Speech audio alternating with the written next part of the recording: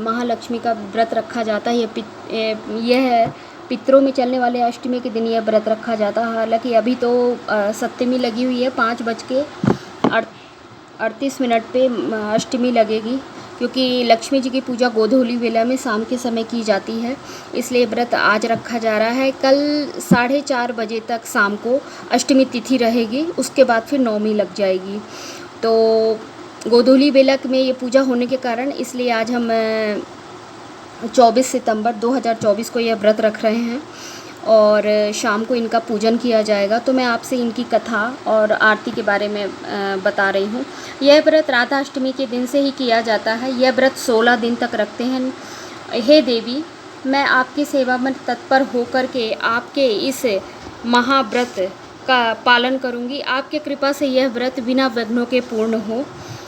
इसका जो विधान है, 16 तार का डोरा लेकर के उसमें 16 गांठ लगा लें। हल्दी की एक गांठ घिस करके डोरे को उसके पीले रंग से रंग लें। डोरे को हाथ की कलाई में बांध लें। यह व्रत अश्विनी कृष्ण अष्टमी तक चलता है।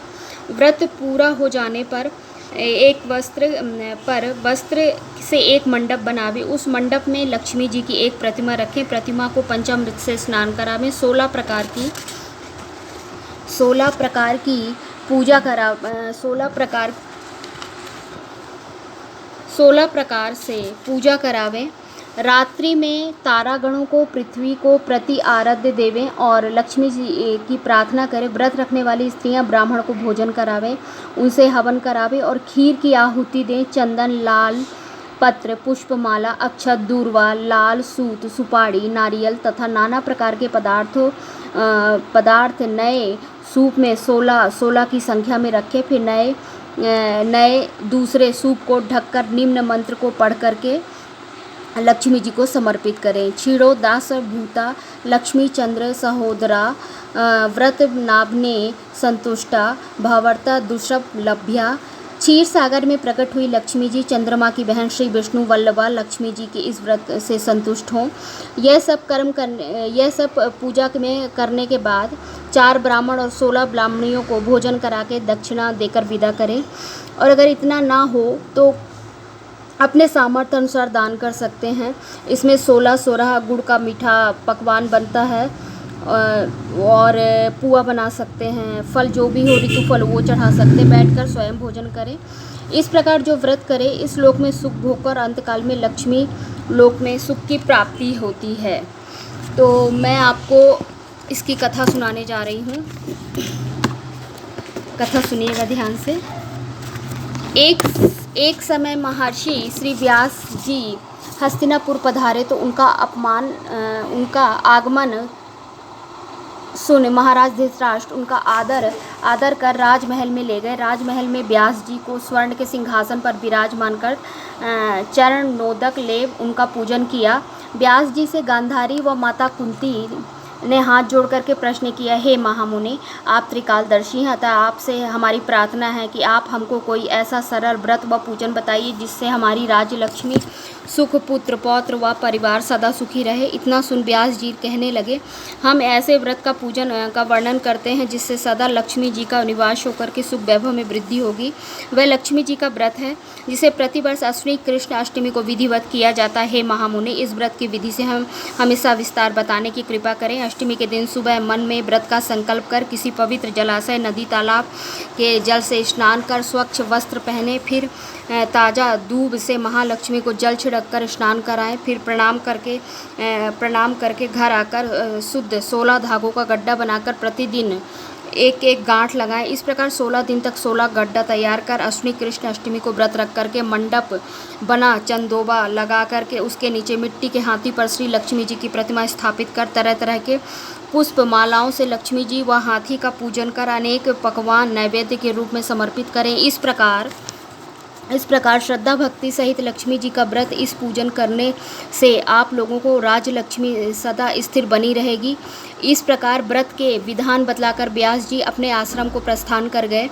इधर समयानुसार भाद्रपद शुक्ल अष्टमी से राजघराने व नगर की समस्त नारियों ने श्री लक्ष्मी जी का व्रत को आरंभ कर दिया। बहुत सी गांधारी के साथ मान प्रतिष्ठा हेतु व्रत का साथ देने लगी तथा कुछ स्त्रियां माता कुंती के साथ भी व्रत का आरंभ करने लगी। इस प्रकार गांधारी तथा कुंती से कुछ द्वेष भाव चलने लगा। ऐसा होते होते जब व्रत का 15 दिन बीत गया, प्रातःकाल से ही नगर की स्त्रियों ने उत्सव मनाना शुरू कर दिया और सभी नर नारी राजमहल में गांधारी के यहाँ आकर तरह तरह के महालक्ष्मी मंडप और मिट्टी के हाथी बनाने लगे।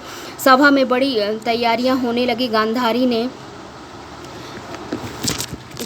ने नगर के सभी प्रतिष्ठित स्त्रियों को बुलाने के लिए सेवक भेजे। माता कुंती को नहीं बुलाया गया और ना ही सूचना उत्सव में शामिल होने की दी गई। राजमहल में तरह तरह के उत्सव और वाद्यों की ध्वनि गूंजने लगी। सारे हस्तिनापुर में खुशी मनाई गई। उधर माता कुंती ने अपना अपमान समझकर बड़ा रंज मनाया और व्रत की तैयारी न की। इतने में महाराज युधिष्ठिर, अर्जुन, भीम और नकुल सहदेव पांचों पांडव उपस्थित हुए। अपनी माता को रंज में उदास देख अर्जुन ने प्रार्थना की, हे माता, आप इतनी दुखी क्यों हैं और क्या हम भी आपके दुख का कारण समझ सकते हैं? माता कुंती ने कहा, हे पुत्र, यह जाति अपमान है, इससे बढ़कर और क्या दुख हो सकता है।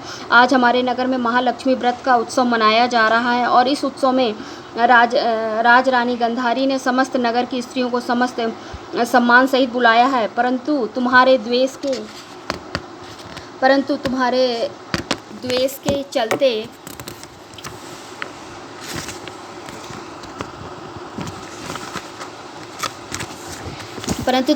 के कारण मुझे अपमानित करने के लिए उत्सव में नहीं बुलाया गया। पार्थ ने कहा, हे माता, क्या वह पूजा सिर्फ दुर्योधन के महल में ही हो सकती है या उसे आप अपने घर में नहीं कर सकती? परंतु वह साज सामान इतनी जल्दी तैयार नहीं हो सकता, क्योंकि गांधारी के 100 पुत्रों ने मिट्टी का एक विशाल हाथी तैयार करके पूजन सजाया है और वह सब तुमसे नहीं बन सकेगा। उस उत्सव की तैयारी आज सुबह से ही हो रही है। पार्थ बोले, हे माता, आप पूजन की तैयारी कर सारे नगर में बुलावा लगवाएं कि मैं आपको ऐसा हाथी पूजन के लिए बुला रहा हूं जो इंद्रलोक में इंद्र के ऐरावत हाथी के नाम से पूजनीय है। आज मैं उसे बुलाकर आपको पूजन के लिए उपस्थित किए देता हूं।